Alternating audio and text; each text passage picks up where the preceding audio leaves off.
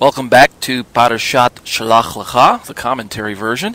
My name is Ariel Ben Lyman, and I am the author of the commentary. We're on the top of page 4, and we have been talking about Sabbath violation. We talked about how that there was a man in the text who gathered wood on the Sabbath, and the people brought him before Moshe, and HaShem instructed Moshe that they stone the violator. We talked about how that the death penalty for a mere violation of a worship day seemed rather harsh. But what we came to understand is that the Sabbath is more than simply a worship day. The Sabbath is a very important principle when viewed through the lens of God's eternal scope as it affects mankind. The Sabbath teaches man that only God can provide the rest that a man's soul longs for. And so it's not enough that we step into the Sabbath day and cease from our working, the 6 days that God has allotted for us to perform our work.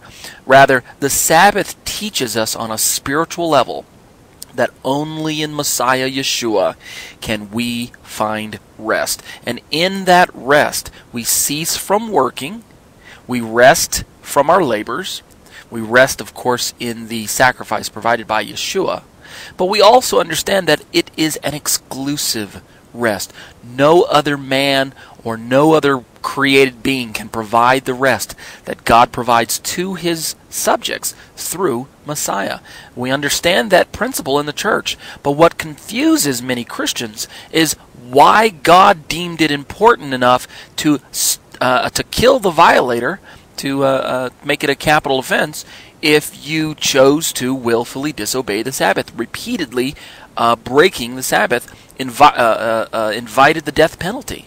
And in a sort of a midrashic sense, since the Torah doesn't come right out and say that why it's the death penalty, we just have to kind of infer from the general bulk of the text.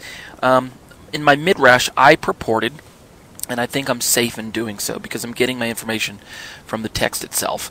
The general idea of how the text conveys this idea to us. We found out that on a principle in the spiritual realm, if we refuse God's rest, then God for His part will destroy us.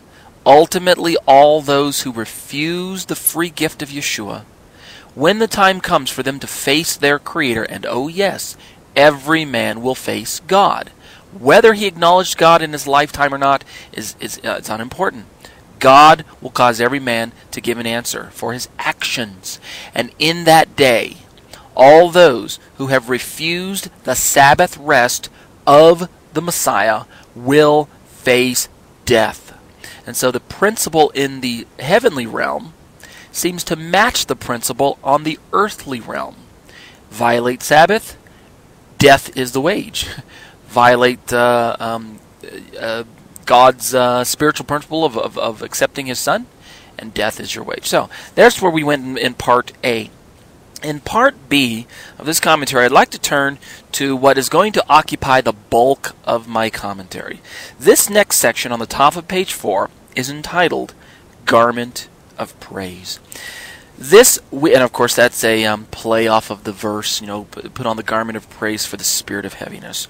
The portion this week contains Judaism's first mitzvah, the very first commandment concerning the tzitzit, that is, the tassel that adorns a modern observant Jewish person's clothing.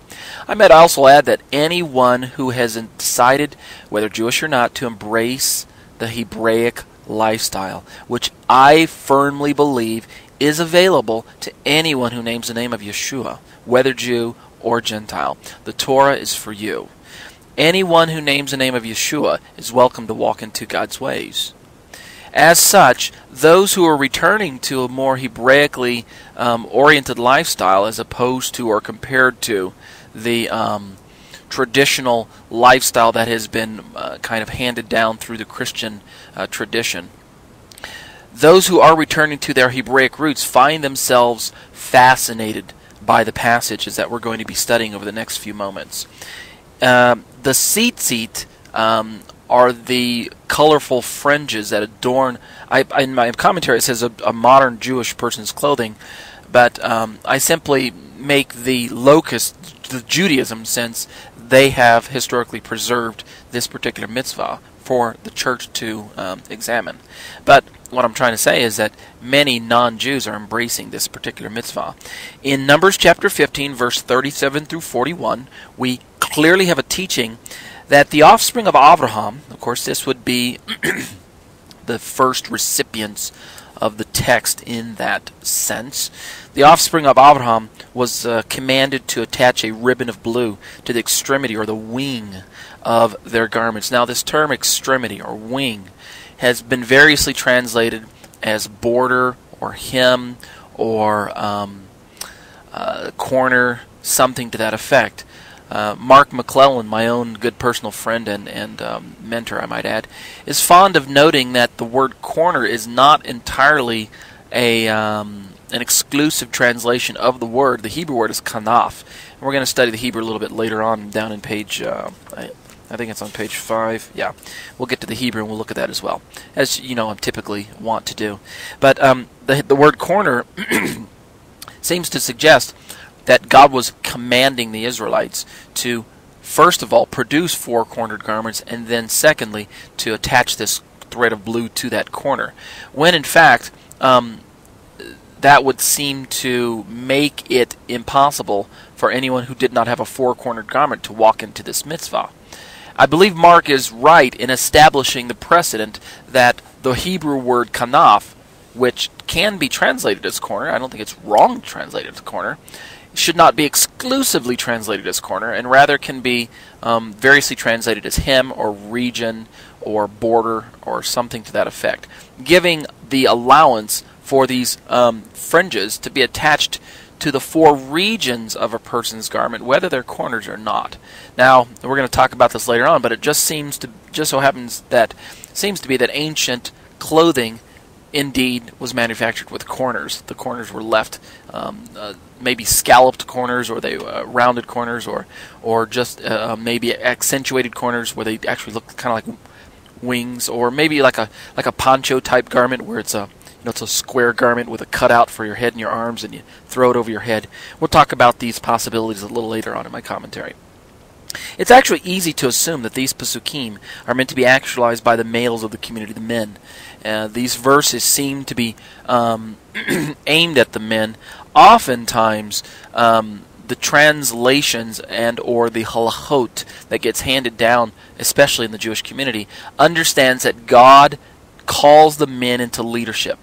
And as the leaders of the community, they are the first and natural, not exclusive, but first and natural recipients of the mitzvot. They are to lead by example. And why not? We are the created leaders. And so we have to step up to the plate and accept the role of responsibility that God has placed in our lap. And we must be willing to lead our communities, and we must be willing to lead our families. Of course, we're talking about leading them by serving them. We're not talking about lording over them. So when you start reading these verses, it is no secret that historic Judaism has interpreted these verses to be primarily aimed at males. And there's a whole slew of reasons as to why the halakha gets engineered to be, in some cases, male only, and in most cases, male only. But in some cases, what I meant to say was it's not exclusively male, but in most cases it tends to be that way. So there's a difference of opinion within Judaism itself as to whether or not a woman can also wear the tassel of blue. The Hebrew word for blue is tachelet. And while the literal text of verse 38, and again, I'm going to read the Hebrew for you, while the text really literally reads sons in verse 38, the Hebrew word ben in its singular form means son, and it's not unusual to find the text speaking to quote-unquote the sons of Israel. But we understand that community-wise, communities are obviously made up of more than males, and so it's just a general term. Just like we say today, I enter into a room full of people, mixed crowd, and I say, okay, are you guys ready to study? Are you guys ready to eat? Are you guys thus and such? I say guys, but even though there are females and males present, the term guys does not really mean exclusively males. You guys get my point there. That seems to be what is allowable in our understanding of the term sons in the biblical text, unless the text context-wise, gives us reason to believe that it is speaking exclusively to males. So in verse 38, we have a statement that says, "Speak to the sons of Israel and tell them to wear tzitzit on their garments." And again, historic Judaism has engineered this commandment to be preferably or primarily male-directed. But I believe the following paragraph may shed some light on the issue of the differences within some communities as whether or not women can walk into this mitzvah or not. So what I want to state right up front, again, is that traditionally women have not worn the fringes. Within Jewish communities I'm speaking. Obviously, the locus of my discussion stems from Jewish circles. Why? Because, again, it is no secret that the historic church, and I use the word church there, in the self-described role that the church places herself in as adjacent to Israel or juxtaposed to Israel. The church of today generally sees themselves as not part and parcel with Israel. Thus, these verses are irrelevant to them in their opinion. Of course, I disagree with that. But so it's a Jewish discussion. Most Christian women aren't asking themselves, may I or may I not wear fringes? This is really kind of a Jewish debate. But because the modern Messianic movement, of which I'm a part, is comprised of Jews and Gentiles, and for the most part it's comprised largely of non-Jews, then this question is relevant to these communities as well as the emerging Torah communities of today, the Messianic movement, whatever you want to call us. We naturally get caught up into this discussion because we have embraced these commandments as our own, whether we're Jews or Gentiles, males or females. We look at this command and we say, this is me in the text. I want to put these things on. So the reasons as to why the women have or have not worn the fringes is varied. But in my line of work, many readers frequently ask me about this unique and exciting mitzvah. So I want to share, again, kind of an open discussion with my readers here today, my listeners. And I want to, again, use a question that someone sent in earlier on in my days of putting together these commentaries. The readers who sent in questions actually fueled a lot of how I was formulating what I was going to say. So again, let me borrow a little bit of material this time from my short series called Shomer Mitzvot. It is actually its own separate podcast, my Shomer Mitzvot series. So if you are ever interested, if you've got iTunes on your computer, you can bring up the iTunes store and go to the little search box in the upper right corner of the page and type in the phrase Messianic, and you'll find my Shomer Mitzvot series there. Or you can just go to our website, graftedin.com. The Shomer Mitzvot series is available. It's under the More Lessons section, under the link called Commentaries, and then click on More Lessons, and there's the Shomer Mitzvot series. And as time permits, I write on more topics, and I, of course, add the audios. So this was caught up in that. This was taken from that particular commentary. All right, a reader wrote in, quote, Rabbi Ariel, can a woman wear a talit? End quote. Now, I left the question as is, undoctored up. She called me rabbi, even though some people don't feel comfortable using that title. I neither prohibit the title from being used, nor do I command the title to be used. I simply line myself up with the halacha of whatever community I happen to be in. In this case, I happen to go to the harvest, and the harvest's halakha is that I don't wear the title rabbi. So I don't have a problem with that. But what I did for the readers and what I left in the commentary was, if you notice the little word SIC, or sick, right after the term Rabbi Ariel, I left that in there because I wanted the reader to see, and everyone who reads my commentary to understand that that was the unedited question. What is more, if you notice the tone of the question, it says, can a woman wear a talit? Now I want to state right up front that there is a slight difference, at least as I perceive it, between allowing a woman to wear a talit and allowing a woman to wear tzitzit. Why the difference? Because I understand that a woman can actually wear tzitzit without wearing a talit. But ancient Judaism originally had the tzitzit created because clothes that were manufactured in a way that you could attach the tzitzit easily to them went out of style. In other words, toga-like clothing went out of style and eventually gave way to the garments that we are more familiar with today, where we've got separate pieces, a separate shirt, paired up with a pair of pants or a skirt or a dress, long one piece, and you have to ask yourself the question, where do you attach the fringes then? So the question really is, can a woman wear a talit? It's not so much the question of can a woman wear tzitzit, of which I would probably just answer right up front, very simply, yes, why not? Why shouldn't a woman be able to wear tzitzit?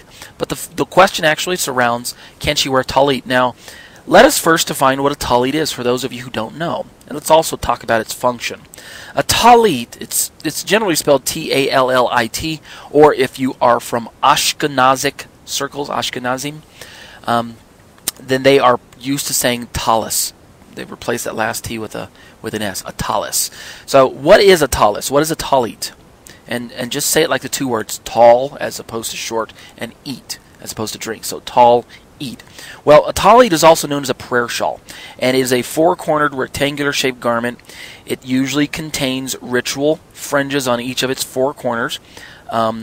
It is worn for the express purpose, I might say, of fulfilling the following mitzvah that we're going to read about. Wearing a talit is in order to fulfill the mitzvah of donning fringes. That's why the talit is manufactured in the first place. Now these tassels that we're going to be talking about that adorn the talit, that if you were to hold it up, the tassels are attached to the four corners where they're supposed to be. They are called tzitzit. I've spelled it T-Z-I-T-Z-I-T. So tzit, but you can pronounce it as if you're looking at two seats and you just say them back to back rapidly, seat, or seat. So some people say seat, some people say zeet, seat, some people say seat, zeet, some people say zeet. So the Hebrew letters allow for S or TS sound. So this is the tzitzit, right? They are attached to the talit. So keep in mind that the commandment in the Torah is to wear tzitzit. The commandment is not necessarily to wear a talit. So the question is now again being shapen and molded as we understand the reader's question, can a woman wear a talit? All right. The prayer shawl, I might continue to describe, is usually adorned with colorful stripes and a special Hebrew lettered neckband called an atara. That's to identify the top edge. And usually, when I say Hebrew lettered, there is a familiar blessing and I'll read. It's. Let me see. Is it in my commentary? It should be. If it isn't, I'll go ahead and give it to you. It is. It's way in the back. It's on page 13. We'll get to it. There's a blessing on the top. And so if you ever wondered if you're a Christian and you're a little new to the Messianic movement and someone gave you a talit and you looked at it and it has some Hebrew on it and you didn't know what it says, I'll tell you what it says a little later on. But that Hebrew part is also there to help identify the top edge. Now, before I provide my controversial answer as to whether or not a woman can wear a talit, I've got to draw your attention to the specific passage in our commentary that addresses the topic of the fringes. Because again, the questions are related. Can a woman wear tzitzit? Can a woman wear a talit? I used the term controversial just a moment ago because again, Judaism's halacha today, generally speaking within Orthodox circles, this was until the invention of Reform Judaism, which is more or less a modern invention. Orthodox Judaism is a little more older. Orthodox Judaism generally prefers women not to wear talit. Reform Judaism, by comparison, which is kind of the opposite spectrum, you've got one on the left side and one on the right side, one liberal, one being conservative, and the Reform, which tends to be a little more liberal in their interpretation of Torah, tends to not only ordain, for instance, women as rabbis, but they also encourage women to wear the talit. And so I put controversial answer there. So in one sense, I am describing halakha. My answer is going to be halakhic in nature, although I don't have the authority to establish halakha for the different communities of people who are listening to my commentaries. So you're just going to have to get with your leadership. In the end, after you've read my commentary, you women who are reading my commentary, and I'm not surprised that many women are actually reading my commentaries. I'm Baruch HaShem. Well, you're going to have to if you're married, you're going to have to ask your husbands, and if you're single, you need to check in with your leaders, your Messianic rabbis, your Messianic pastors, your leaders, those people. Okay, so let's go.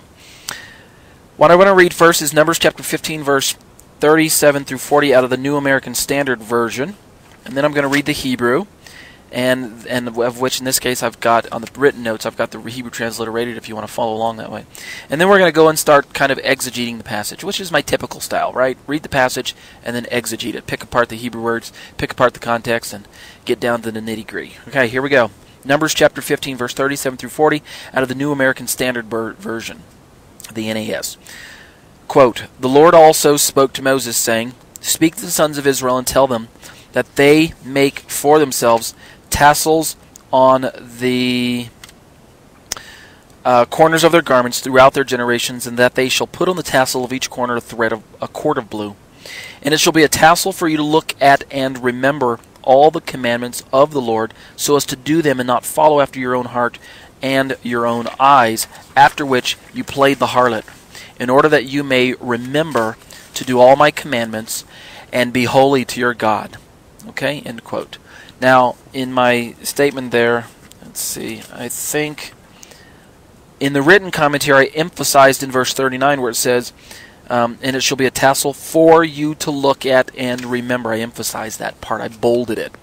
The reason is because that will kind of play into my answer as to why we're wearing what we're wearing. Okay? Let's now turn to the Hebrew real quick. I love providing the Hebrew because, again, many people who listen to my podcasts don't speak Hebrew. I would be delighted to find out that Hebrew-speaking peoples are listening to my podcast, i.e. perhaps Jewish people who are curious about things Messianic, and I would be delighted to know that they're listening to the podcast.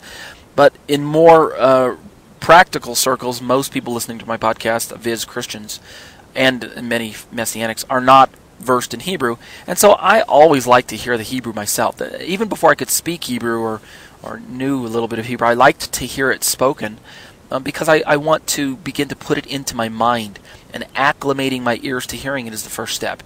And so whenever I get the opportunity, I listen to Hebrew.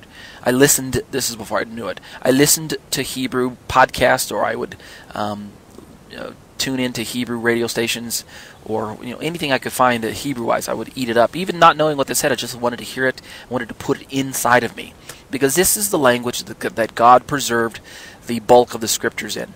So since once I learned how to read it, I made a commitment to myself that I would read it for those in my communities as often as I could.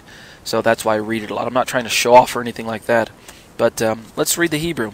And sometimes there are only things that you can find in the Hebrew, so that's another reason why we need to read it. So here we go. The Hebrew of this same verse says, "Vayomer Adonai el Moshe lemor, daber el bnei Yisrael va'amarta alehem, va'asu lahem, tzitzit al kanfei vigdehem ledoratam v'nat nu al tzitzit hakanaf patil techelet.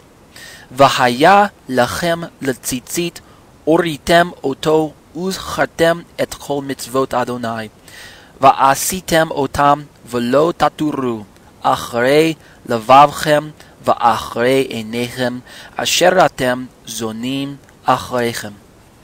It continues, "Lema'an tizcheru va'asitem et kol mitzvotai v'hitem kdoshim le'elohechem. Ani Adonai Elohechem, asher hotzeiti etchem me'eretz Mitzrayim, lihyot lachem, le'elohim, ani Adonai Elohechem." End quote. Okay, let's diagram it. Let's dissect it. Let's look at the different wordings that were used. Now, let me look at my commentary here. Okay. I want to draw your attention to verse, let's see, let me look at it again.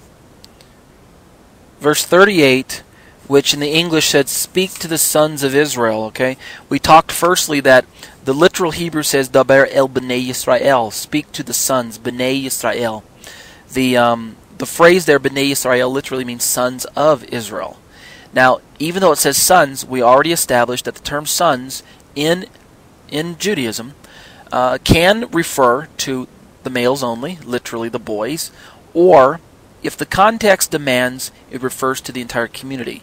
Sons of Israel simply is a sociological term for those people descended from Israel, Of course, the man who was born Jacob, and God renamed him Israel. So sons of Israel just means descendants.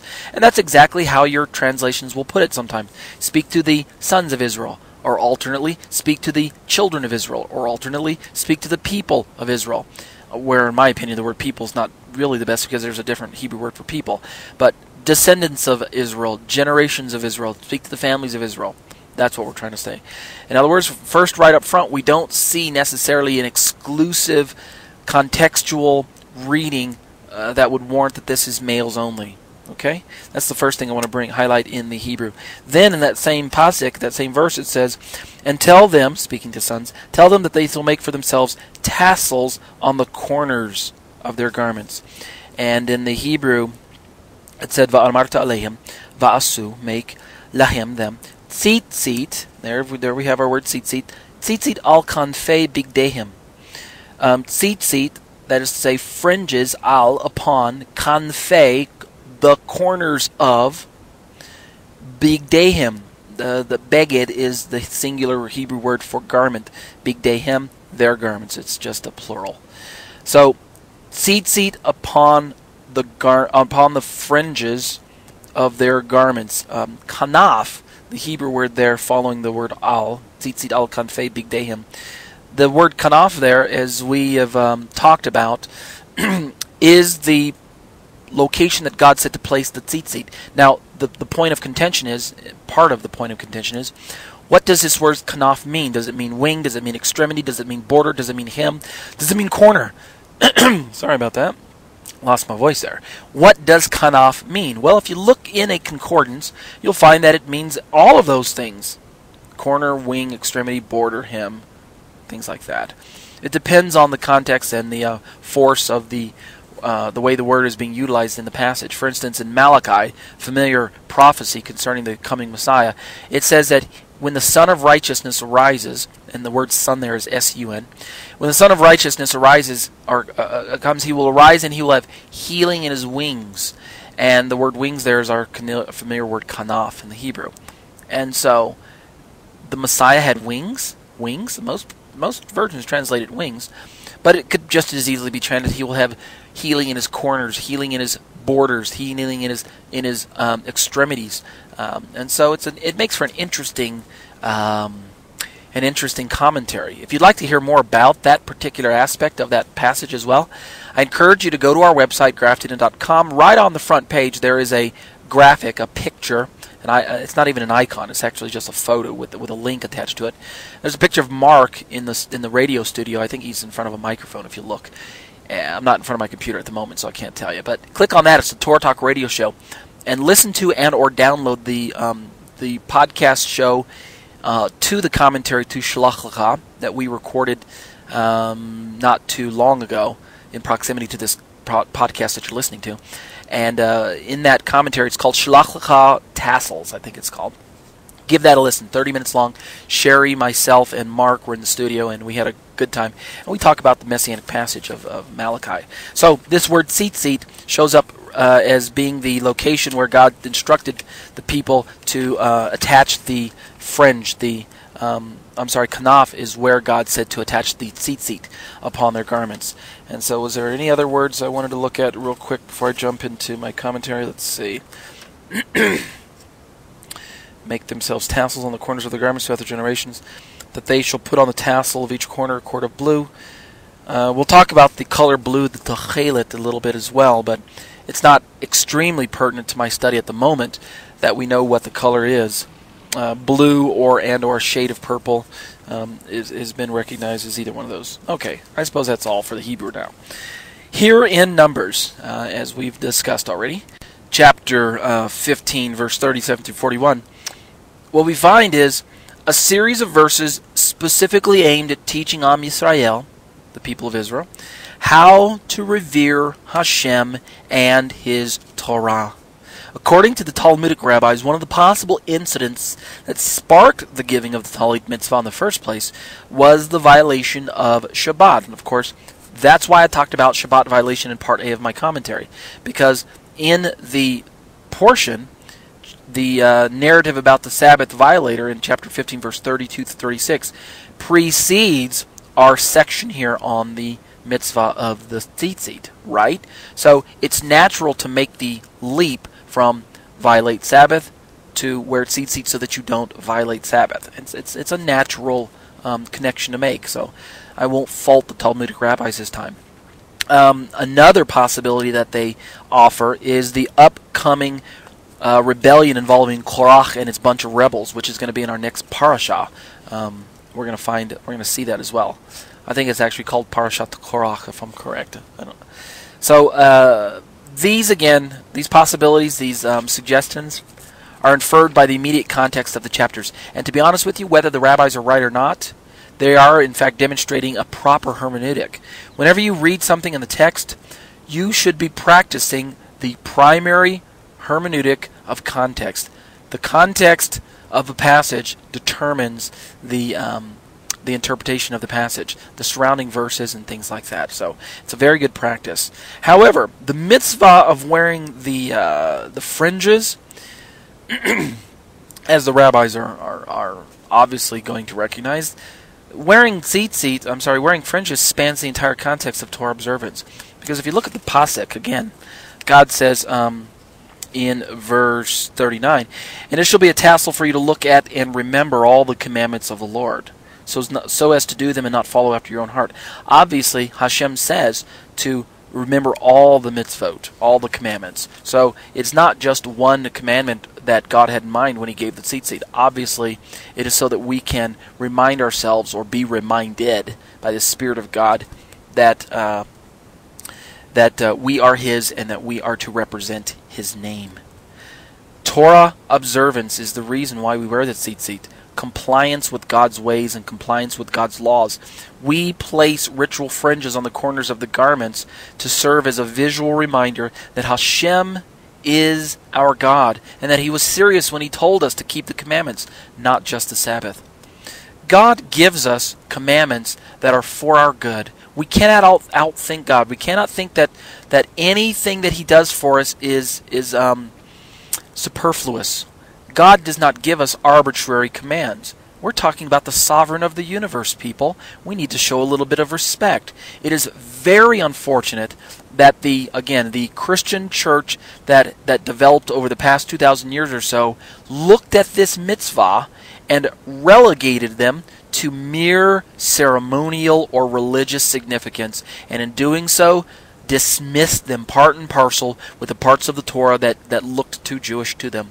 It is a very, very big shame that the church has not preserved the integrity of God's text by allowing God's commandments to stand on their own merit because they are given by God Himself. Why would God give a command and then have His Son come and uproot the command, especially something as, and you can take it either way, something as either simple as attaching a fringe to your garment or something as profound as attaching a fringe to your garment. You see my point? Either way we slice it, let's just say it's simple. Why uproot it? Let's just say it's profound. Well, then definitely why uproot it? So it's a shame that the church has inherited this particular viewpoint and has taken this stance. It is my aim that these particular commentaries would re-educate said Christians in the areas related to becoming Torah respectful. I mean, give me a break. How hard is it to attach fringes to your garment? What kind of signal does it send to those in your community? Maybe that's the real problem. Anyway, I'm chasing a rabbit, okay? And rabbits aren't even kosher, so I'll stop chasing one. Let's go back to my commentary. We're on the top of page 6.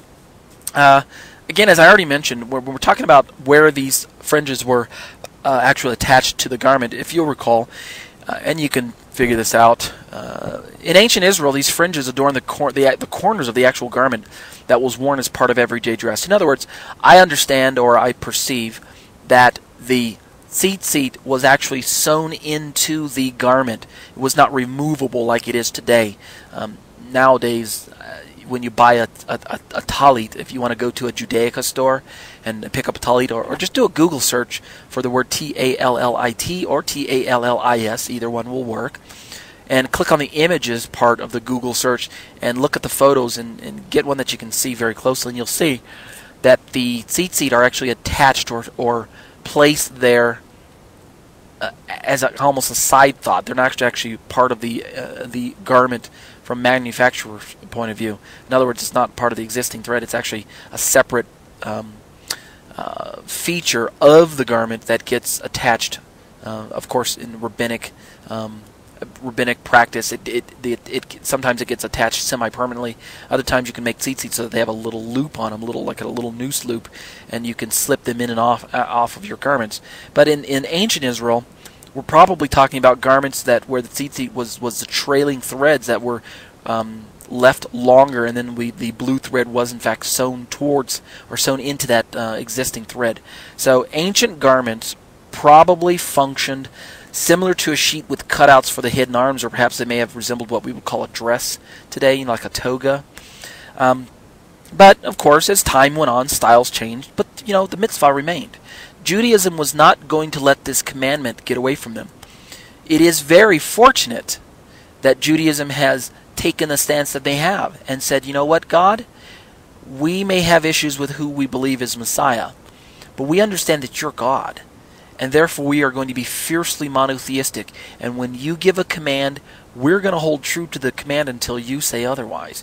If you give a command that we can no longer perform, viz., for instance, the tabernacle duties or the temple duties, because there's no priests, there are no temples, there's nothing like that.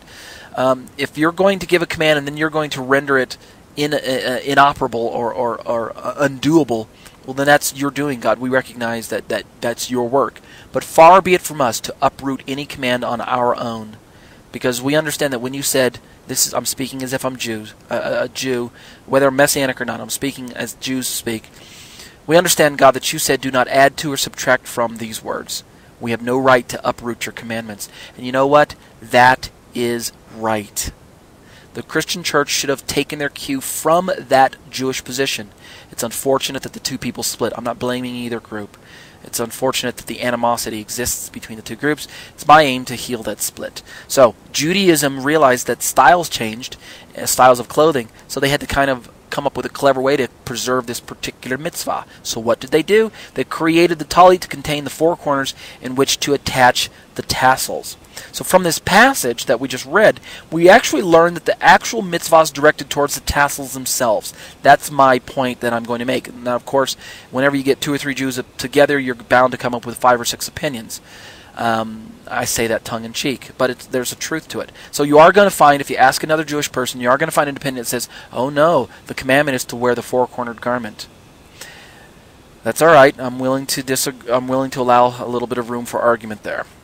But primarily, it seems like the Peshat of the verse is talking about the tassels and not the talit. Although according to some, again, rabbinic sources, the fringes and the talit are tandem objects and cannot be separated in discussion. So, again, a lot of what we're going to be studying is both commandment, and a lot of what we're going to be studying is as well tradition. Because the Torah commands us to do something, and then as time goes by, we kind of have to improvise on how the commandment is actually walked out. That's the role and function of halakha, people. That's halakha. That's group policy or practical application of the written text. In some cases, it can actually become Jewish law. So halakha's role is to humanize the Word of God so that we can actually take the objective text and clothe ourselves, pun intended, with the commandment. Okay? And so to that end, I want to go ahead and call this Part B, about 40 minutes into the commentary. And when we come back, we're still on top of page 6. We're going to talk about this question, can a woman wear a talit? And we're going to talk about how the Talmud addressed this question. We're going to talk a little bit about tradition as well, okay? Stay with us.